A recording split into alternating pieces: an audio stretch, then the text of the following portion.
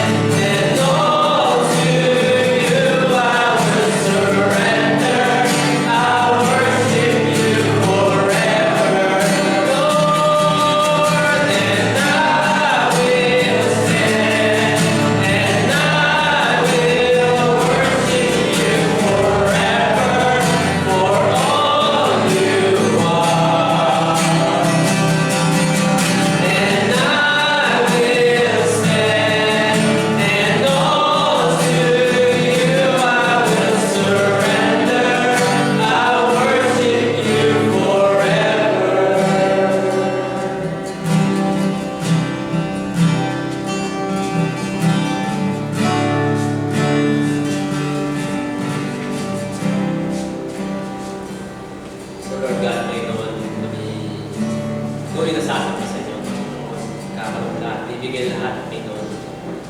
Pagkadaman ako sa Panginoon, Panginoon. Yan, ikaw, lahat-lahat sa aking mga buhay, Panginoon. Binigay niyo lahat, Panginoon. Lahat, Panginoon, pati yung buhay, Panginoon, para sa pag-ibig niyo, pagmamahal niyo sa bawat isa, Panginoon. God, kami sasamba, Panginoon, kami patuloy na magpupuri sa inyo, Panginoon.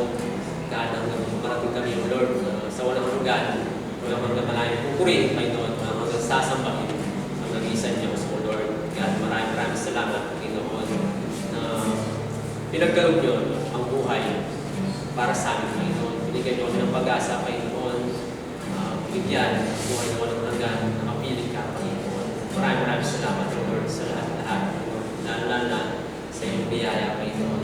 Gandaan mo, O Lord. God, sa lahat, ang iyong pag-ibig, Panginoon. Pag-ibig na yung pinagkalog, God, pinasan niyo cross, Panginoon. Binigyan niyo ang buhay, Panginoon. Sa iyong tugo para sa amin, sa pamunod sa iyong mga magkakasalamat. Maraming salamat po, O Lord. God, mahal na mahal po namin kayo, Panginoon. Mahal na mahal, Panginoon, God, na patuloy ka namin pupurihin, Panginoon. Patuloy na sasamay, God. Ibibigay lahat sa inyo, Panginoon, bilang ito anak. Maraming salamat po, Panginoon. Sa inyo mula na kapanan, pagsamba at pasalamat sa matamis na pangalan ng aming Panginoon Jesus. Amen. Take some time po and show each other some love. Say hi, hello to everyone. Good morning po sa lahat.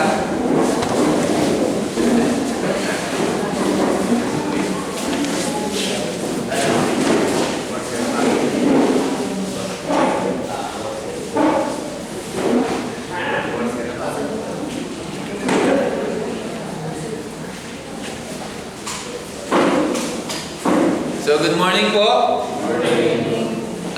Happy blessed Sunday sa ating lahat. Bago tayo magsimula, again, yung mga announcement po natin, men's prayer, kinababangay din po tayo sa kanilang bahay sa Lunes o bukas, 7 p.m. And then, meron po tayong Wednesday night fellowship. And then we have ladies prayer meeting. Doon po sa group chat na lang i-announce at Sunday service. Meron po tayo. So, let's start. Ang title po natin ngayon, Living the Gospel in Unity and Humility. So, mamuhay tayo na sa ebanghelyo ng magpagkakaisa at pagpapakumbaba. Di ba? So, ang text po natin ngayon is Philippians chapter 2 verse 1 to 4 po tayo ngayong umagang ito. So if you have your Bible, please turn to Philippians chapter 2 verse 1 to 4. Let's pray. Panginoon, salamat po sa umagang ito na ibinigay niyo sa bawat buhay namin. Lord, salamat po, Panginoon, na sa iyong grace, mercy, and love, Panginoon, na lagi mong pinagkakalob sa amin, Panginoon. Every day, Panginoon, na walang sawa, Panginoon. Salamat po, Panginoon, for this wonderful church na binigay niyo din sa amin, na meron po kaming opportunity, Panginoon, na makinig ng iyong salita at makapag-fellowship sa bawat isa. Nawa, yung salita mo ngayong umagang ito, Panginoon, ay tumimo sa bawat mga puso namin, Panginoon. Yung mga ituturo mo sa aming salita, Panginoon, na gawin namin at sa pamuhay namin bilang mga anak mo. Gaya ng ituturo mo sa amin ang pagkakaisa at pagpapakumbaba, Panginoon, ngayong umagang ito. At nawa, puspusan mo po kami ng iyong banal na Espiritu. Salamat po. We love you and we praise you. In Jesus' name. Amen. So, again, Philippians 2, chapter 2, verse 1 4. Living the gospel in unity and humility. So, ano ba yung magiging itsura ng mundo kung tayong mga Kristiyano ay namumuhay hindi para sa ating mga sarili? Di ba? Ano kaya yung magiging itsura ng mundo kung tayo na tumanggap sa Panginoon, mga Kristiyano, ay hindi namumuhay para sa ating sarili, but para sa iba. Imagine natin ano yung magiging itsura. Imagine natin ano yung magiging itsura ng mga pamilya natin, yung church natin, yung barangay Sagid, di ba? O yung neighborhood ng barangay Sagid. Na makikilala tayo bilang mga Kristiyano more na mapagpakumbaba rather than expressing yung mga opinion natin. More na makikita sa atin is serving rather than nagdi-demand tayo. Diba? More na makikita sa atin na nagkakaisa tayo than being laging tama. Diba? So, dito sa Philippians chapter 2, verse 1 to 4, as Paul started yung chapter 2 dito, Paul, niimbitahan tayong lahat dito na mamuhay. Diba? A revolutionary way ng pamumuhay.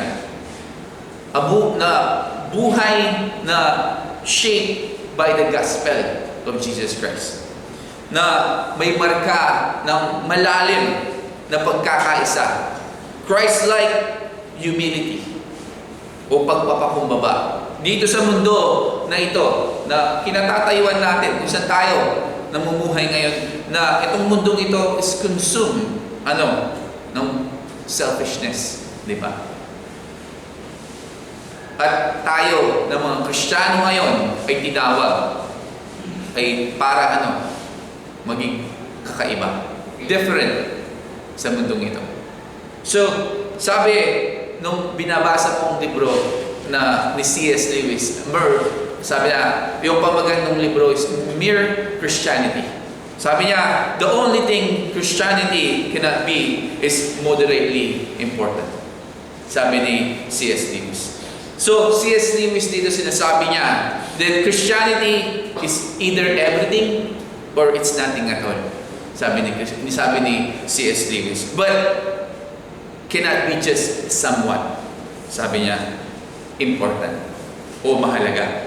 So, anong ibig sabihin dito ni C.S. Lewis?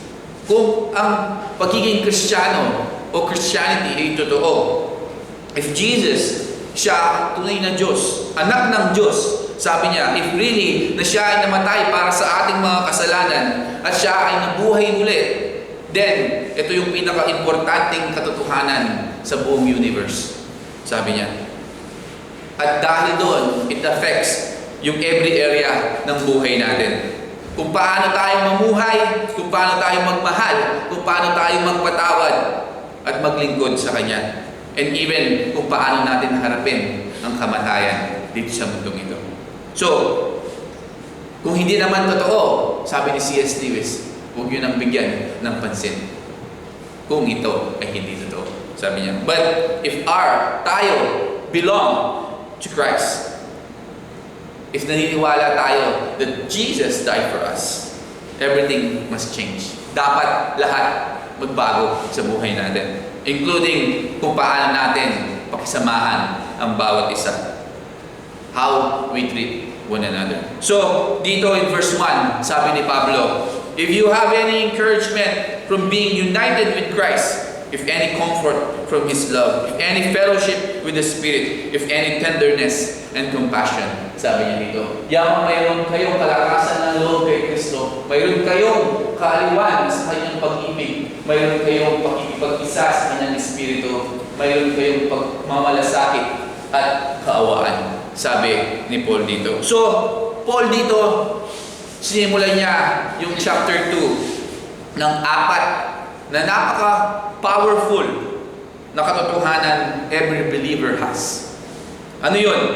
Diba? Sinabi niya, encouragement in Christ. Ito yung pag-asa at kalakasan natin na natatanggap from being united with Jesus Christ o nagkakaisa sa ating Panginoon. Ano ba yung mga encouragement in Christ na natatanggap natin bilang mga Kristiyano?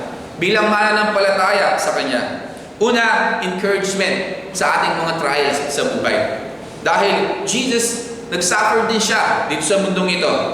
Naiintindihan niya yung ating mga kahirapan, yung pain na nararamdaman natin. And tandaan natin, He walks with us through it. Sa lahat ng pinagdaraanan natin dito, siya yung nag-i-encourage sa atin sa mga trials. He walks with us. He battled with us. Sa lahat ng mga trials na pinagdaraanan natin. He encouraged us sa ating mga kahinaan. In our weaknesses. Diba? At sinasabi niya in 2 Corinthians chapter 12 verse 9, hindi ko nilagay dyan, but sabi niya, His grace is sufficient for you. Sabi niya in 2 Corinthians chapter 12 verse 9. And encouragement, siya yung nag-i-encourage sa atin in our failure. Di ba? Maraming beses sa buhay na we fail so much. Every day. Di ba? But sabi niya, there is no condemnation those in Christ Jesus. Romans 8:1. Di ba? Sinasabi niya sa atin, there's no condemnation for those in Christ Jesus. Encouragement dun sa mga uncertainty natin dito sa buhay na to. Sinasabi niya sa atin that ako yung anchor nyo when everything else is shifting. Sabi niya, ako yung nagiging angkla nyo kapag lahat ng sa buhay nyo na naglilinis ng landas o hindi umaayon doon sa gusto nyo. Diba? So, dito, sinabi rin niya, comfort from His love.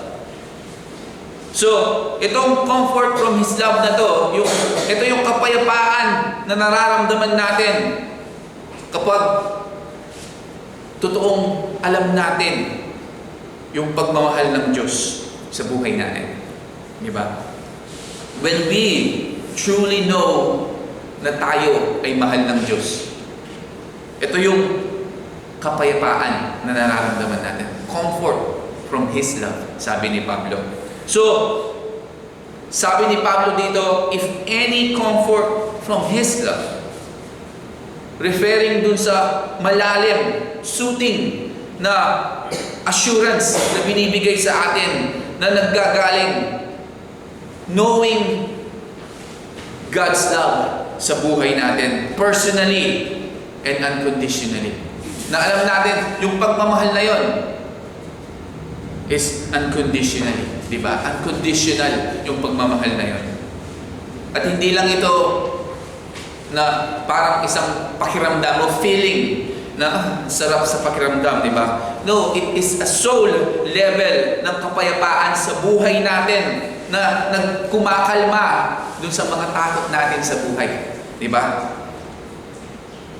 Heals dun sa mga sugat natin sa bawat buhay natin. At siya yung nagpapalakas ng mga mahihinang puso natin. Yung pagmamahal ng Diyos, hindi ito malamig, no malayo man. Hindi. Diba? Ito ay isang warm, isang active na pagmamahal at constant. Yun yung tandaan natin.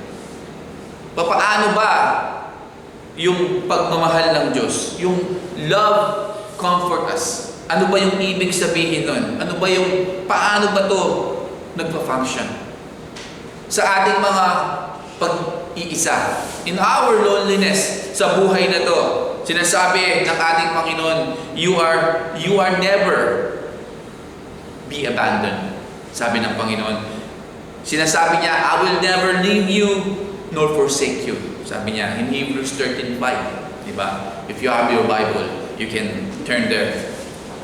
At sa ating mga failure sa buhay na to, sinasabi sa atin, yung kanyang pagmamahal ay hindi based sa ating performance. Di ba? Even, sabi niya in Luke chapter 15 verse 20, sabi niya, even when you fall, His arms are open. Sabi ng Panginoon in Luke chapter 15 verse 20. Doon sa ating mga grief o mga kalungkutan sa buhay, even kapag nawalan tayo ng mahal sa buhay, anong sinasabi ng ating Panginoon? In Psalm 34:18, sabi niya, He's near to the brokenhearted. Sa mga anxiety natin dito sa buhay na to, sinasabi sa atin ng Panginoon, His love casts out fear. In 1 John 4:18. Ganon yung pagmamahal ng Diyos. Ganon niya tayo i-comfort from His love. Parang imagine natin, example na lamang yung mga anak natin, di ba? Meron tayong anak, nasa bahay tayo, natutulog yung anak natin. Then bigla siyang nanaginip ng masama, di ba? Masamang-masama yung panaginip niya at nagising siya. Tumakbo siya sa'yo. Sabi niya, nanaginip ako, Daddy, Mommy, sabi niya. And then, the moment na niyakap mo siya at hinawakan, the moment na wala din yung takot niya. Diba? The moment na hinagkan mo siya, sabi mo, tama na, nandito na ako. At that moment na wala din yung takot niya. The fear melts sa kanyang buhay. Diba? But, walang nag-iba sa kanyang panlabas na anyo. Diba? Nothing happened or nothing changed on the outside. But, yung pagmamahal ng mga magulang ay nagdala sa kanya ng comfort. Tama? Nawala yung takot niya dun sa kanyang panaginip na pinanaginipan. Diba? Nandun yung takot niya. But when the parents, diba, hinagkan siya, niyakap siya, at sinabi sa kanya, nandito na ako. Diba? Kasama mo na ako. Nawala yung takot ng bata. Yung pagmamahal ng magulang bring comfort dun sa kanyang anak. And that's how God, o yung ganun yung pagmamahal ng Diyos sa atin, nag-work sa ating buhay. It may not remove yung mga pain o yung mga storm sa buhay natin o yung mga trials sa buhay natin na pinagdaraanan. But it steadies yung mga puso natin. It brings us comfort and peace, knowing that He loves us, knowing that He's there for us. Diba? Ganon din dun sa example nating bata. Nawala yung fear niya, nawala yung takot niya because he knows na nandun yung mga magulang niya. It's the same thing sa atin. Diba? And then, hindi lang tayo tinolerate ng Panginoon, but tinreasure niya tayo bilang mga anak niya. Yung pagmamahal niya, hindi ito temporary or based sa kanyang mood. Yung pagmamahal niya is eternal, magpawalang hanggan. Unshakable at personal. Deeply personal sa atin. Sabi nga, though our feelings come and go, God's love for us does not. Diba? Si C.S. Lewis din po yung nagsabi nun. But, hayaan natin na yung pagmamahal ng ating Panginoon ay magpakalma dun sa mga pagdududa natin dito sa buhay na ito. Magpatahimik dun sa mga takot na meron tayo sa buhay na ito. At magpuno sa ating mga puso ng kapayapaan. Then, let the comfort of yung pagmamahal ng Panginoon overflow sa buhay natin. How we treat others. Diba? Na-receive natin yung comfort ng pagmamahal ng Diyos sa buhay natin. Then, hayaan natin yung mag-overflow sa buhay natin. How we treat others. And then sinabi ni Paul, fellowship with the Spirit. Pagkatapos niya sinabing, comfort from His love and fellowship with the Spirit. Sabi niya, ito yung shared na relationship natin na meron tayo through the Holy Spirit. Na banal na Espiritu. Fellowship with the Spirit, pointing yung malalim, yung ongoing relationship natin. Every believer o mananampalataya has with the Holy Spirit. God's presence within us. Yun yung ibig sabihin ni Pablo dito. Yung word fellowship dito means more than companionship. Companionship. So, sinasabi dito, implies na iyong intimacy. Ibig sabihin, partnership. Partnership or shared life bilang mga Kristiyano through the Holy Spirit. Bilang mga Kristiyano. Hindi lang natin sinusunod ang ating Panginoong Jesus sa malayo. We walk with Him every day sa buhay na to. Experience yung guidance niya sa buhay natin bilang mga Kristiyano. And nagkakaisa with other believers. United, sabi nga, through the Holy Spirit. Dahil sa banal na Espiritu. So, ano ba yung ibig sabihin ng fellowship with the Spirit means for us? Diba? Ito yung personal relationship. Ibig sabihin, the Spirit ay namumuhay sa buhay natin bilang mga Kristiyano para turuan tayo, i-comfort tayo, at palakasin tayo bilang mga Kristiyano. Diba? Kung gusto nyo basahin 1 Corinthians 3:16, yun yung personal relationship na sinasabi dito. Unity, pagkakaisa with other believers.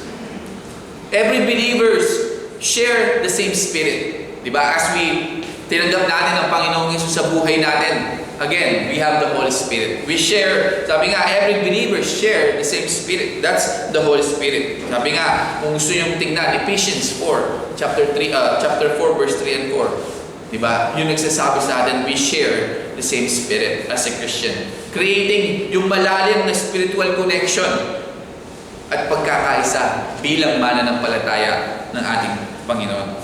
And then give us direction and conviction sa buhay na to. Diba? Grow and stay close to God. Yun yung ginagawa ng Banal na Espiritu. Empowerment sa ating pamumuhay bilang mga Kristiyano. Siya yung nag-i-enable sa atin para tayo ay mamuhay bilang mga Kristiyano dito. Mamuhay kung paano maging Kristiyano. Hindi sa sarili nating kalakasan, pero sa kalakasan na binibigay niya sa buhay natin. Acts chapter 1 verse 8. Diba? So, example na lamang para maintindihan natin lahat. Diba? Yung Banal na Espiritu is parang ito yung hininga ng Diyos. Nagbibigay buhay, kaliwanagan, connection sa atin at sa kanyang mga sa kanya pala at sa mga kapwa Kristiyano natin, 'di ba? Katulad na lamang ng isang cellphone. Kapag yung cellphone walang signal, useless, 'di ba? So, katulad din ng isang Kristiyano, without fellowship sa Banal na Espiritu, siya ay disconnected dun sa power source. 'Di ba? Yung cellphone mo, walang signal, useless, di ba? So it's the same thing sa isang Kristiyano. If he or she, wala siyang fellowship sa Banal na Espiritu, wala siyang pagkukuhanan ng power source niya. So, again, hindi tayo naglalakad sa mundong ito na nag-iisa. The Holy Spirit is our constant companion. Kasama natin sa every decision ng buhay na to. Di ba? Kasama natin siya na bumubulong sa atin ng katotohanan. Nagpo-provide sa atin ng kalakasan at siya yung nagpo-connect sa atin to God's people. Sa bawat isa, yung banal na Espiritu. Sabi ni A.W. Tozer, the Spirit of God is not just a power you use. Sabi niya, He is a person who loves, leads, and lives in you. Sabi ni A.W. Tozer. Diba? So, sinasabi niya, hindi lang yung banal na Espiritu, hindi lang kapangyarihan na ginagamit natin. Siya rin yung naglilid sa atin, nagbibigay ng pagmamahal, naglilid sa atin sa buhay na to. At siya yung nakatira sa atin sa buhay na to. Diba? And then, sabi ni Paul, tenderness and compassion. So, ito yung malambot na puso that flows from the Spirit works sa buhay natin. Tenderness at compassion dito, ito yung nag-highlight ng emotional and relational na bunga. Na yung banal na Espiritu na nagpo-produce sa isang puso ng mananampalataya. Tenderness refers sa isang puso na gentle, sensitive, at namumove siya by the pain or mga pangangailangan ng kanyang kapwa. Yung compassion naman, ito yung natural outflow ng isang malambot na puso. Ibig sabihin, caring deeply at willing siya na tumulong even na kahit sa kanya ay inconvenient. So tenderness and compassion, hindi ito mga natural sa puso ng isang tao. Human heart, hindi po ito mga natural. Ano ba yung natural sa isang puso ng tao? A human heart. Di ba? Yung natural sa atin, without Christ, without the Holy Spirit, cold, malamig, proud, self-focus. Yun yung puso ng isang tao na walang Panginoon sa buhay niya. Wala yung banal na espiritu sa buhay niya. But, when Christ lives sa buhay natin, kung tinanggap natin ang ating Panginoon sa buhay natin, nandyan yung banal na espiritu sa buhay natin. Yung banal na espiritu is the one molding us, shaping us. Yung puso natin become softer. More like Jesus' heart. Diba? Yung puso ng ating Panginoong Jesus.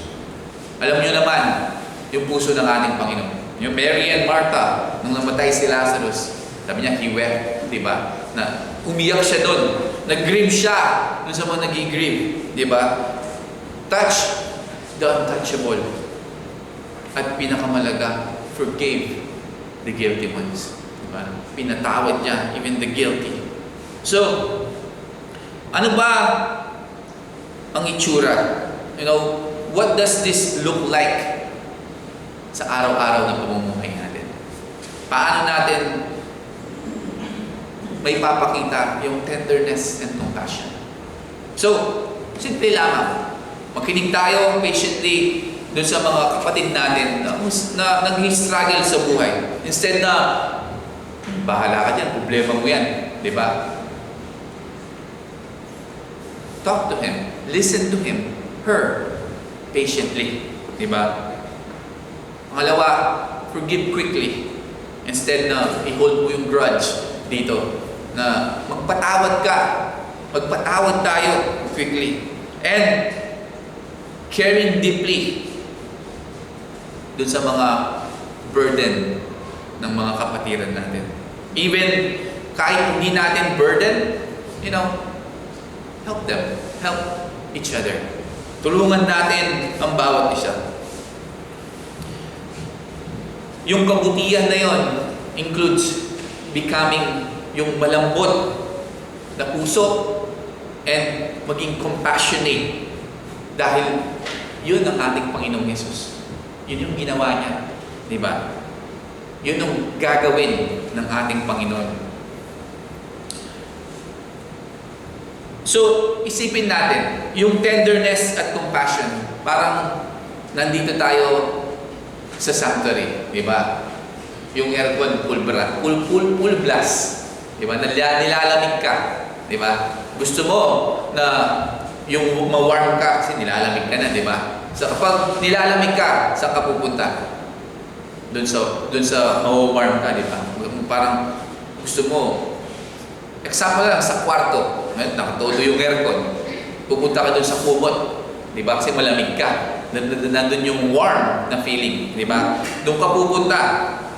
So, dito, yung warm na yon, yung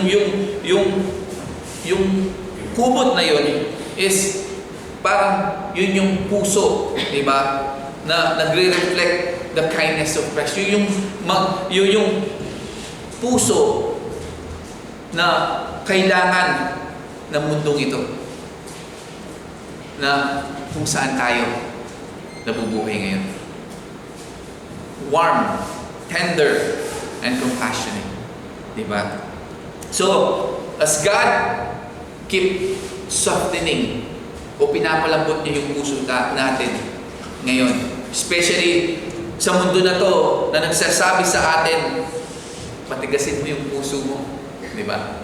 Ngayon, sa panahon na to, sinasabi ng mundo, hindi mo kailangan maging malambot yung puso mo.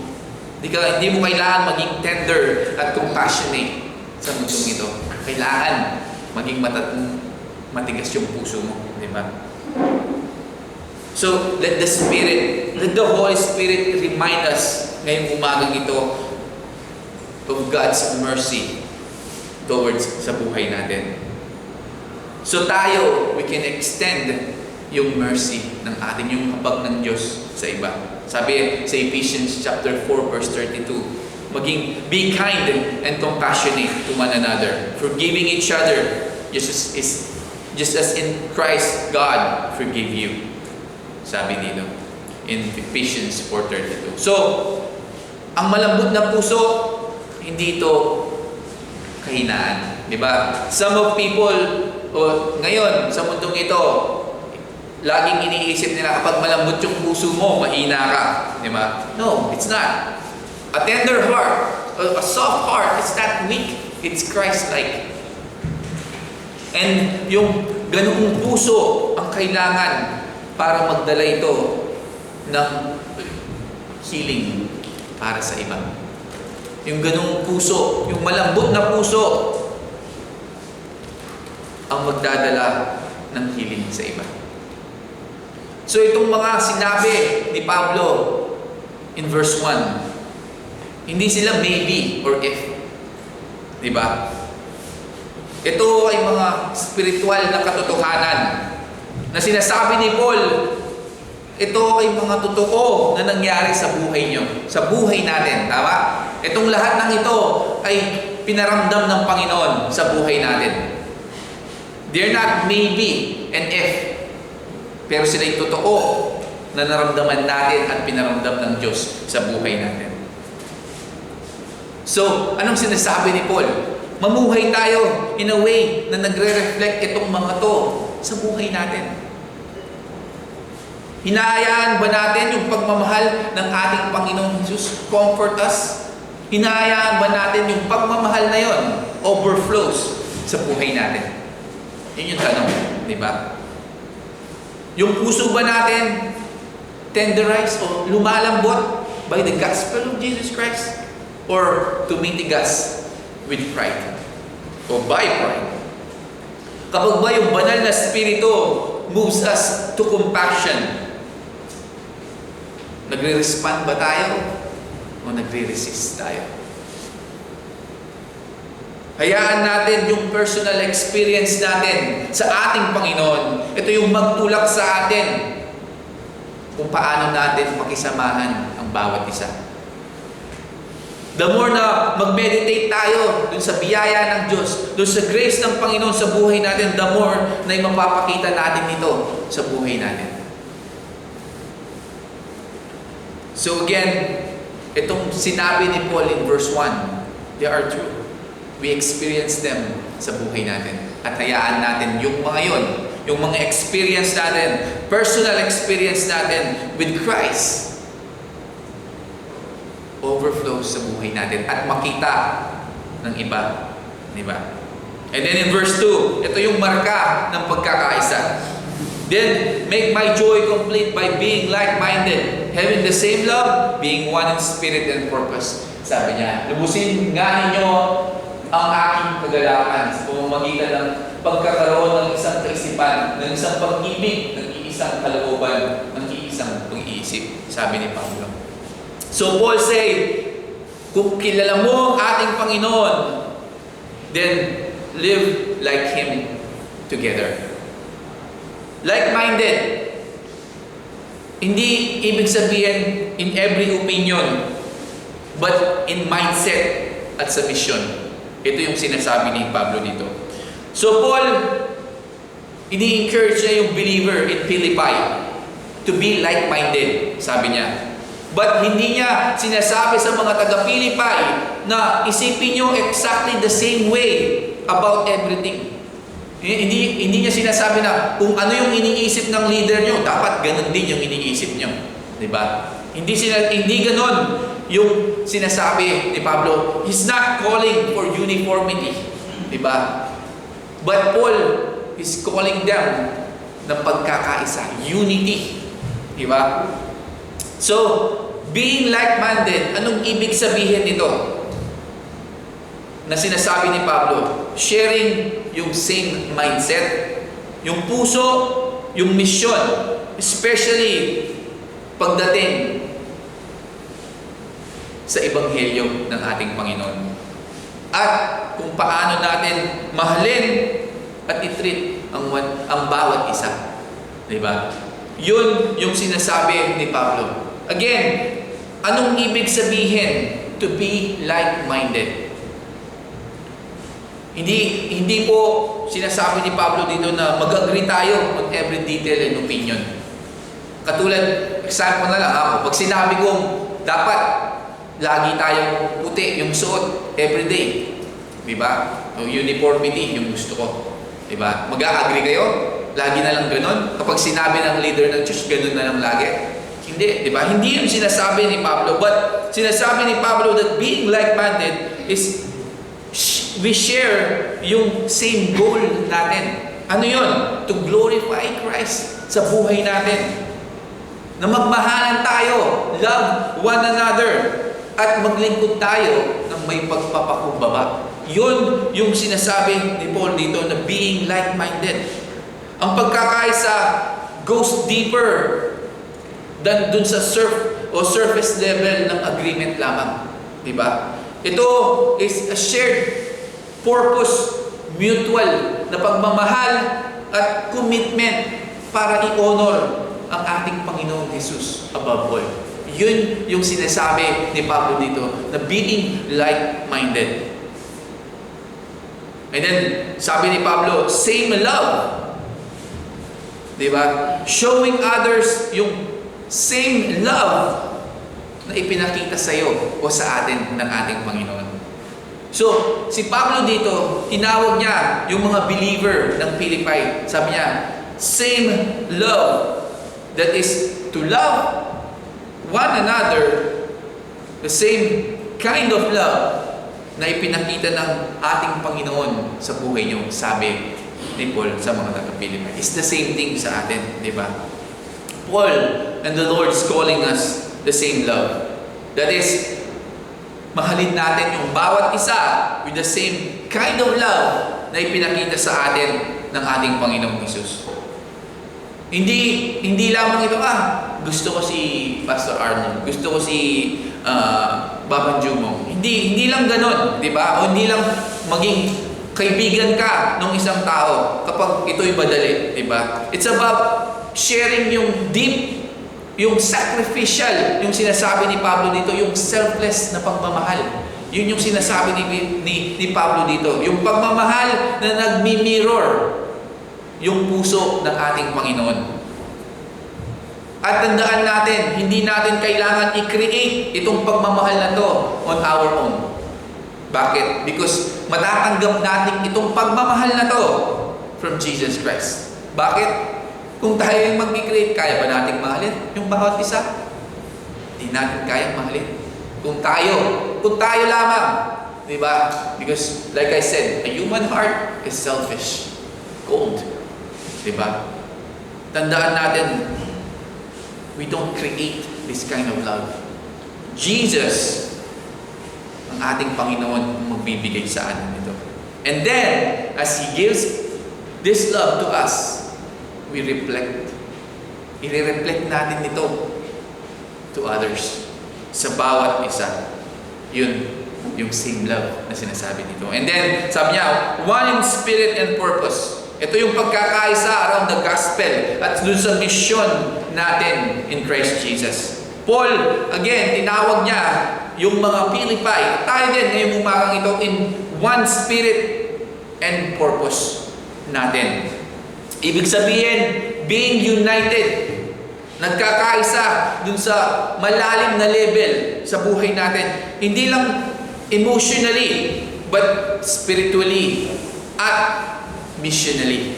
Di ba? Yun yung sinasabi ni Pablo dito. Yung pagkakaisa, hindi lang about personality o yung mga preference natin o yung mga gusto natin. It's about being united o joined together by the same Holy Spirit na meron tayo sa buhay. At moving forward with the same gospel mission meron tayo sa buhay na to. To know Christ and make Him known sa bawat, mga bahay natin, sa barangay sagin, yun yung mission natin, di ba? Moving forward with the same gospel. preaching the Word of God, tayong lahat, sabay-sabay. Di ba? Ano ba yung one in spirit? We are filled, ibig sabihin, we are filled with the same Holy Spirit. Kung meron akong banal na Espiritu, meron ka din kung tinanggap mo ang ating Panginoon. And He draws us into saan? Pagkakaisa, pagmamahal, at katotohanan. Yung banal na Espiritu. Siya yung humahatak sa atin. Naglalapit sa atin doon sa pagkakaisa, pagmamahal at katotohanan. And one in purpose. Yung goal is to glorify Christ. I-build yung kanyang church at ipangaral yung kanyang ebanghelyo at pagmamahal sa bawat tao. Even, magkakaiba tayo ng background. Di ba? Hindi naman tayo para-pareho. Iba-iba yung gift natin. Iba-iba yung mga opinion natin. But as a Christian, tayo ay tinawag to move together. Parang isang sundalo, di ba? Sa isang army. Para hindi sila para-pareho. Di ba? May Kapampangan, may Tagalog, may iba't ibang lugar. Di ba? Different personalities, but they are still soldiers. Meron silang common goal. Di ba? Na ipagtanggol ang bansa. Yun yung goal nila, di ba? As an army. Or tayo, as a Christian, we are part of the same body. Sabi in Romans chapter 12, verse 4 and 5, sabi niya, di ba? So dito, sa church natin, di ba, meron tayong artist, meron tayong teacher, meron tayong mga business owner, meron tayong mga parent na nasa bahay lamang, di ba? Iba't ibang tao, but united in spirit. Yun yung gustong sabihin ni Pablo dito na iba-iba tayo ng mga gift. Iba-iba tayo ng personalidad. Pero meron tayong common goal. Meron tayong iisa na goal is to preach the gospel of Jesus Christ. Lahat tayo ay mga different people, iba't iba, di ba? But united in spirit, loving Jesus, and purpose serving the mission of the gospel. So Paul dito niya sinasabi na, pinupush niya yung uniformity. Diba? Dapat para-pareho tayo. Kung ano yung gift ko, ganun yung gift nyo. Kung ano yung sinusuot ko, ganun yung sinusuot nyo. Diba? Kung ano yung inuutos ko, dapat ganun din yung ginagawa nyo. Diba? Hindi ganun yung sinasabi ni Paul dito. So, we need, sabi nga, alam niyo yung unity in diversity. Diba? Yung unity in diversity, sinasabi, ibig sabihin, a church, we're different. Diba? Magkakaiba yung tao. Hindi para-pareho. But they move as one in Christ Jesus. So, i-pursue natin yung pagkakaisa. Hindi yung uniformity. Mag-focus tayo, less focus natin pala yung pagiging laging tama and more on being loving o mapagmahal. Dahil yung totoong kagalakan sa Kristiyanong pamumuhay ay nakikita ito. Hindi ito nakikita kapag ikaw ay ina-admire ng mga tao, but being united bilang mga Kristiyano. So, let's continue in verse 3. Sabi niya dito, do nothing out of selfish ambition or vain conceit, but humility considered other better than yourselves. Sabi ni Pablo in verse 3. So, huwag kayong gumawa ng anumang bagay dahil sa mga sariling hangarin o pagpapalalo sa halip na kapakumbabaan ng pag-iisip, ituloy ninyo na ang iba ay higit sa mabuti kaysa sa inyo. So dito, Paul, yung attitude ng pagpapakumbaba, di ba? Paul turns dito yung inward. So, ano ba yung nagdi-destroy ng pagkakaisa? Ano yung nagwawasak ng isang pagkakaisa? Yun yung selfish ambition. Di ba? Seeking yung personal gain. And yung vain conceit na sinasabi dito, yung nagkikrave ka ng papuri ng tao. Yung praises ng ibang tao. Alam niyo po, yung humility o pagpapakumbaba sa salita ng Panginoon, the scripture, hindi po ito kainahan o kahinaan ng pagkatao. Ito yung kalakasan, but it's under control.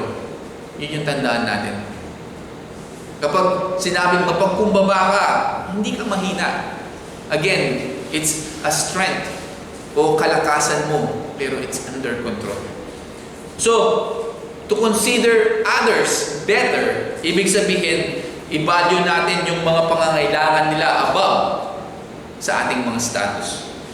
It doesn't mean tayo ay mga walang kwenta o worthless. It means alam natin yung worth natin in Christ Jesus, at hindi natin kailangan i-prove yun sa ibang tao. So, yung mga decision ba natin based on what brings you the most credit or the most Christ-likeness sa buhay natin? Yung mga decision natin sa buhay na to. Di ba? Nagsisik ba tayo ng attention sa mga bawat conversation natin? Or sa bahay, dinidiman mo ba yung respect bago mo ibigay? In marriage, o sa pagpaparenting, are you quick na idepensahan mo yung sarili mo pero ayaw mong intindihin yung kabilang panig? Di ba? Sabi nung quote na nabasa ko, pride gets no pleasure out of having something, only out of having more of it than the next man.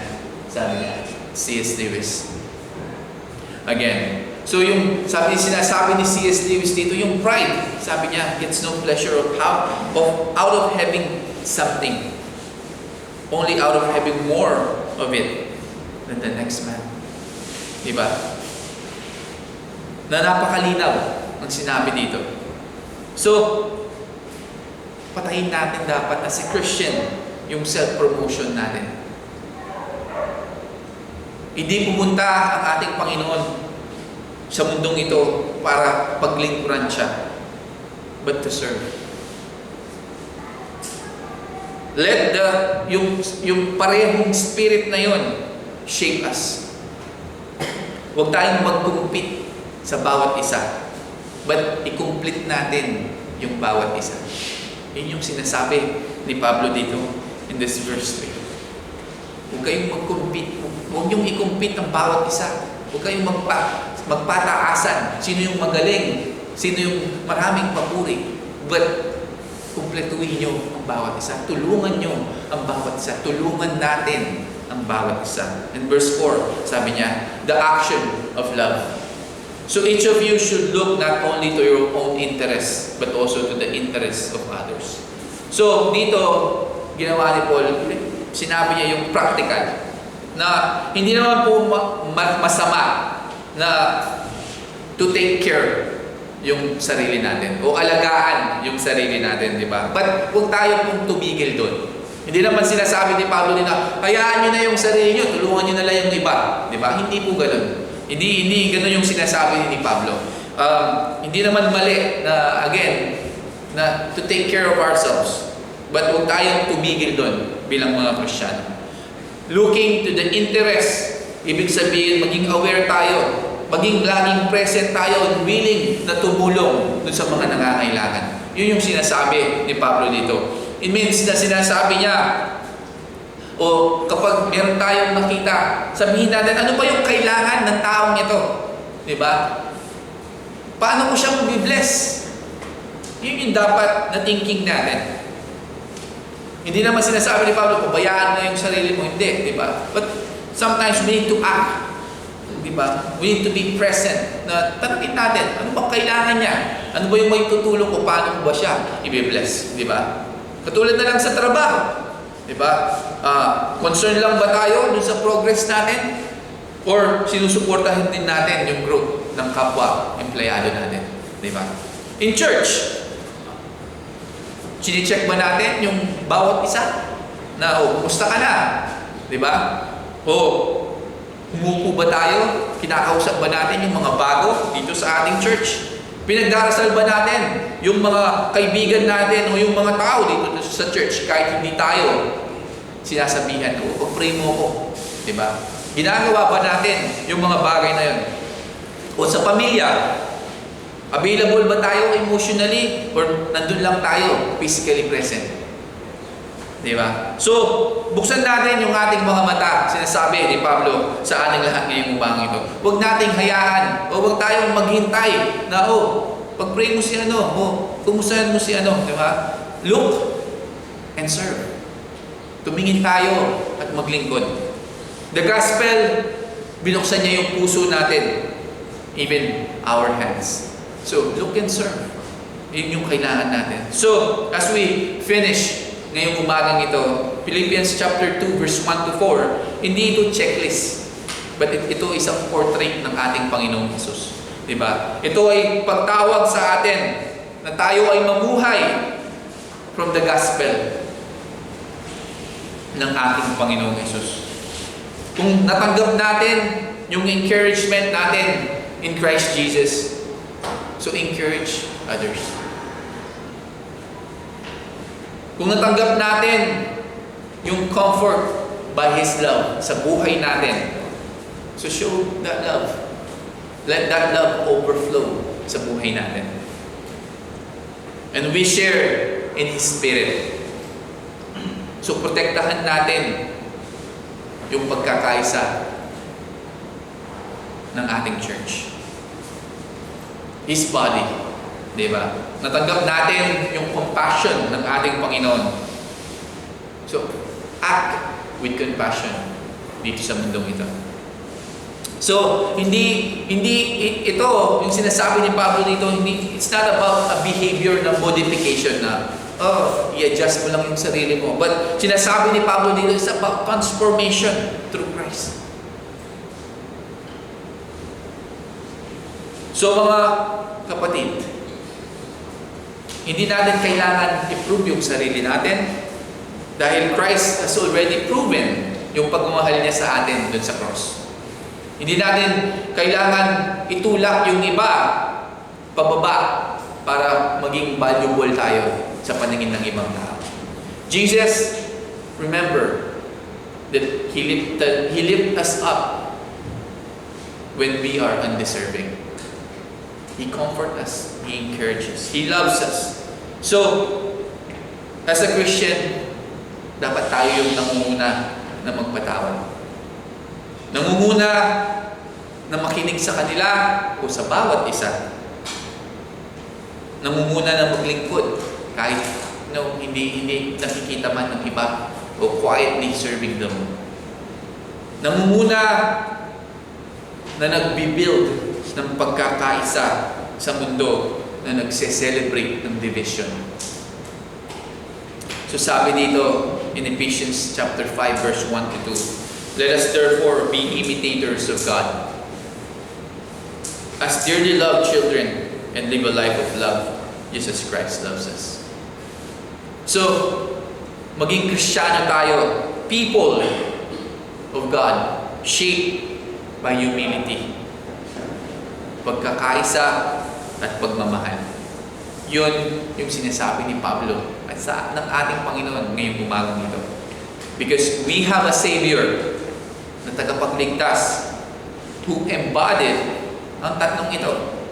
Pagpapakumbaba, pagkakaisa, at pagmamahal. So dapat, if our Lord and Savior has this three, dapat meron din tayo.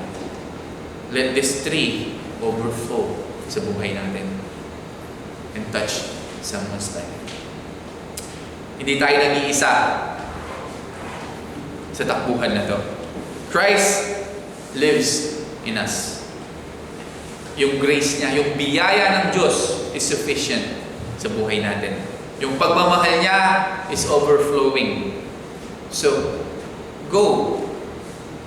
Love boldly. serve joyfully and walk humbly sa buhay nito and represent Christ.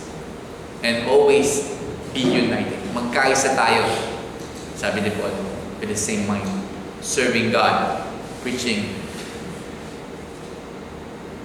His gospel sa bawat mga tao na nakikilala natin. Our family, our loved ones, even this church. Diba? And look and serve one another. Let's pray. Lord, salamat po, Panginoon, for this wonderful morning. Lord, your message, your word to us, Panginoon. Thank you so much for encouraging us, Panginoon. Nawa, Panginoon, patuloy kami na maglingkod sa iyo, magkaisa, Panginoon. At sabi ng salita mo, Panginoon, na be same mind, Lord, moving forward in serving you, God, and sharing your gospel, Panginoon. At especially, na yung mga natanggap namin sa buhay na to, Panginoon, ay mag-overflow sa buhay namin, Panginoon, and touch someone's life, Panginoon. So thank you, Panginoon. May you guide us and protect us and bless us, Lord, for the rest of the day. We love you, Lord. We praise you. In Jesus' name, amen. Read your Bible, say your prayers, and love one another. Love you all, guys. Let's stand and worship the Lord.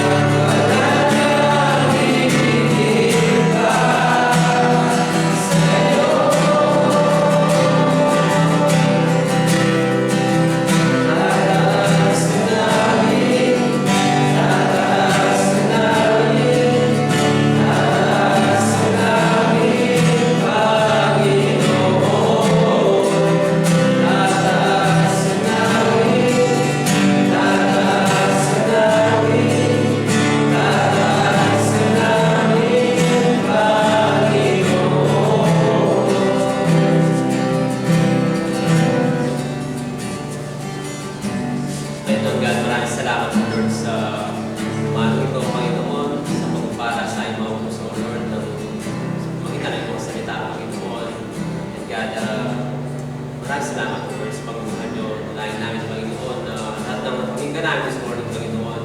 Tuwing mo sa iyo mga puso at sa pagbuhay natin. Salamat sa iyong pag-ibig ko Lord. Salamat sa inyong biyaya Panginoon at ingatan niyo po bawat isa Panginoon. Salamat po Lord sa inyong po lahat ng kabuhayan. Magsampat, salamat.